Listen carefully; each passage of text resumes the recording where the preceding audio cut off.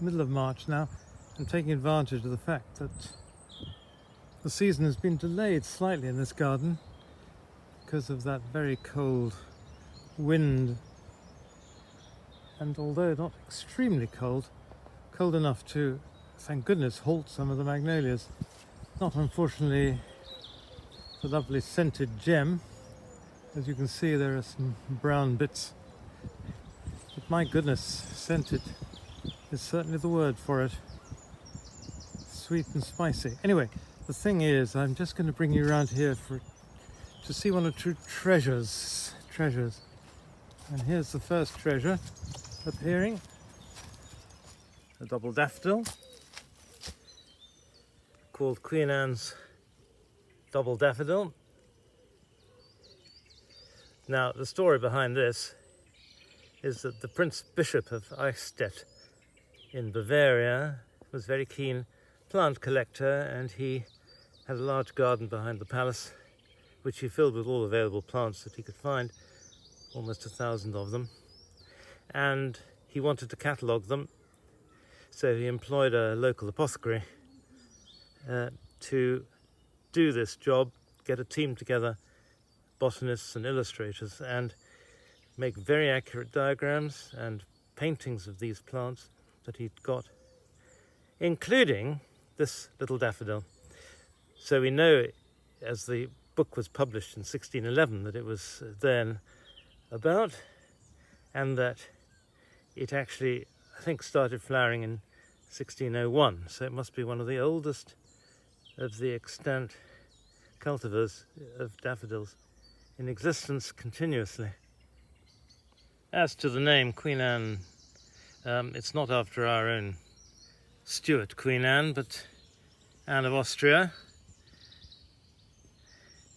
who confusingly was a princess of Spain, and more confusingly became Queen of France on her marriage to Louis XIII. But she was always known as Anne of Austria. Anyway, Louis XIV, her son, commandeered the sun symbol and Apollo as his symbols, never one for being backwards and coming forwards. And as a result, when I look at this daffodil, I sort of see that sun symbol, perhaps, although named after his mother, foretelling his reign. Fanciful, I know. Less fanciful is the other name it was known by, the French double lesser bastard daffodil.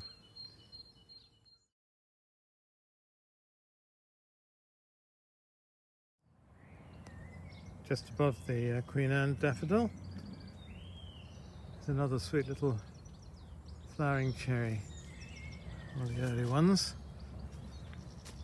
I do like the little pink buds with the white flowers. I think that really sets things off beautifully.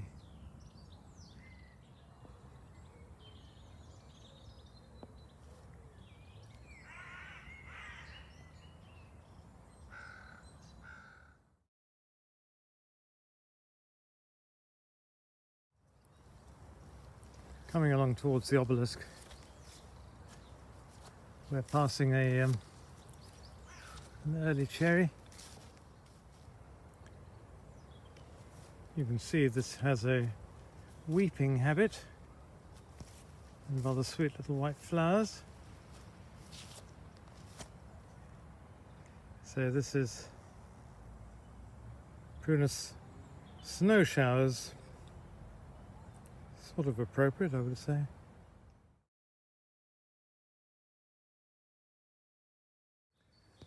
Well, passing snow showers, we pause to admire this lovely weeping tree, the Katsura, the weeping form of Cercidophyllum.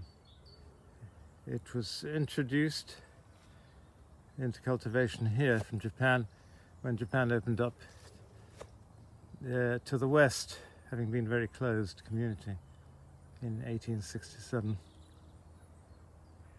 And it makes a lovely, graceful, moderate-sized tree. It is flowering, all the branches are studded with little red flowers, and the emerging slightly browny red leaves, which turn green later.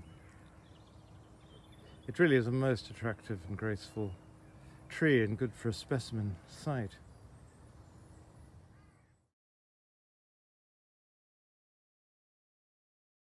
Snuggling under the katsura tree is a primrose yellow flowered small shrub. We saw a rather larger cousin of it, a Corylopsis from China. This also from China, but with much smaller flowers, hence the name Passiflora. But it's a lovely lemony yellow, very spring-like.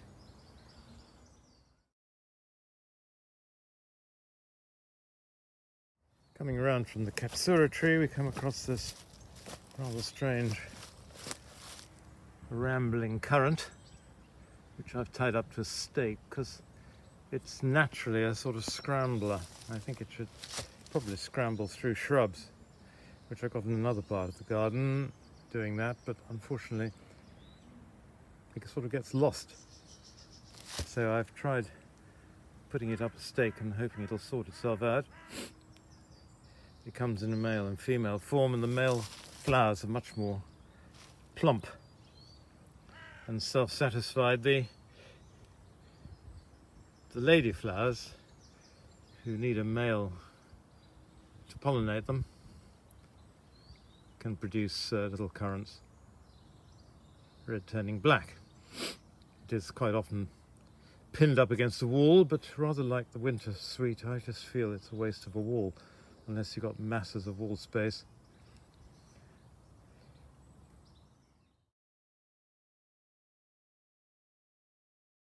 As I spot another little gem, which is the spring flowering pea, Lathyrus vernus. Makes a little mound. It has either these deep pinky purpley coloured flowers or pale pink or even white, different varieties. So it's a pretty thing just to come across.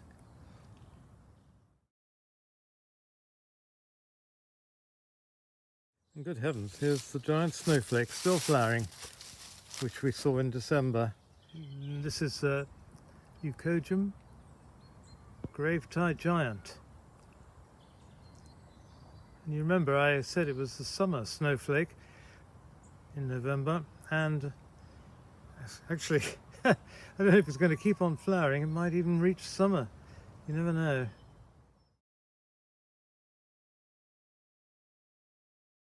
Now here's a very early flowering yellow, little mustardy yellow flowers shrub, similar to one we saw in the previous video, and in fact it is a cousin. This is Lindera reflexa. The other one was Lindera obtusiloba. Small flowers, but they make up for it in quantity and quite pretty. Well, we'll come round this bush here, have a look at the flowering branch a bit more closely.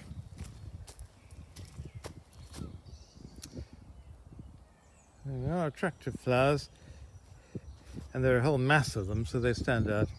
And of course there's nothing really out yet to compete.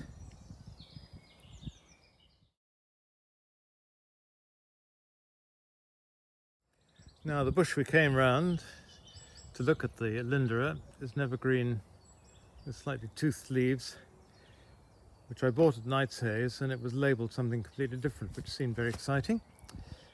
Anyway, it wasn't that. I can't remember what it was actually. And it turns out to be a relative of the buckthorn, a Rhamnus hybrida. Doesn't do an awful lot.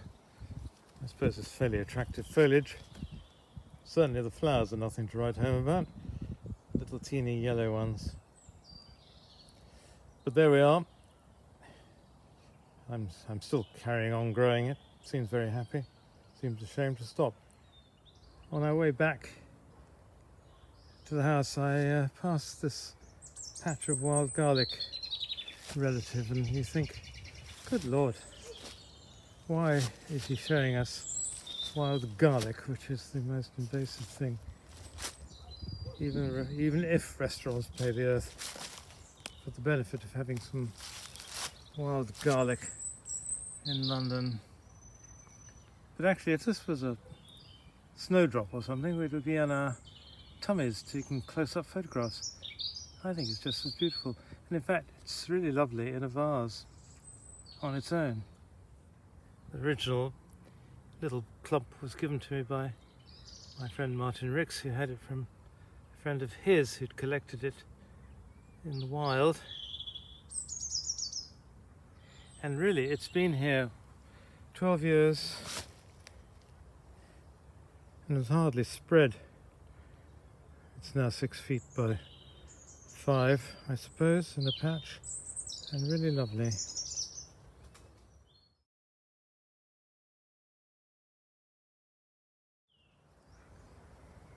Here is a tree from New Zealand I planted about 35 years ago. It's now become enormous. It's a Pittosporum. And here are the flowers. Not much to write home about. There are actually lots and lots of them. Difficult to see in the video. But it's been growing like mad. It's got a lovely, lovely leaf. And there's a beautiful variegated form.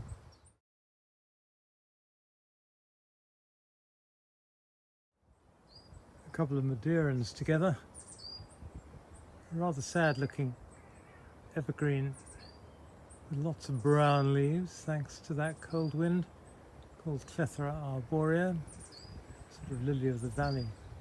Flowers scented, beautiful but rather tender. However, here's a seedling of another Madeiran, which is actually remarkably hardy, and that's the honey euphorbia. The honey, because it's got such a lovely scent from the flowers. Rather regal and antique, I think, the colouring. It's got this wine and gold.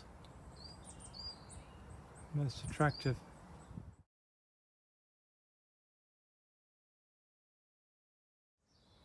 Now here is the variegated form of Pittosporum eugenioides, which I think is most lovely.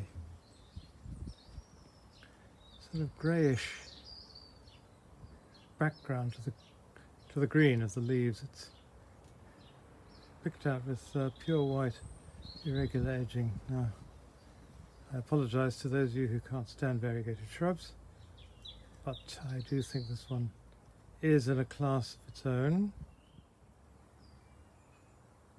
We can just lose ourselves inside it for a minute. There's buds ready to come.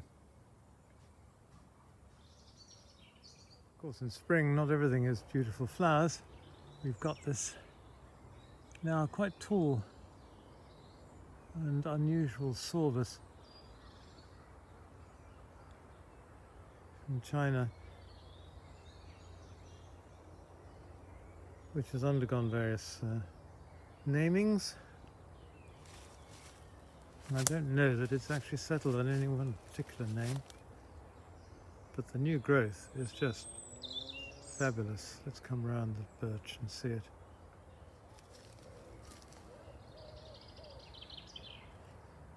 I think it's just beautiful. Beautiful. And they do stay a kind of lustrous colour as well.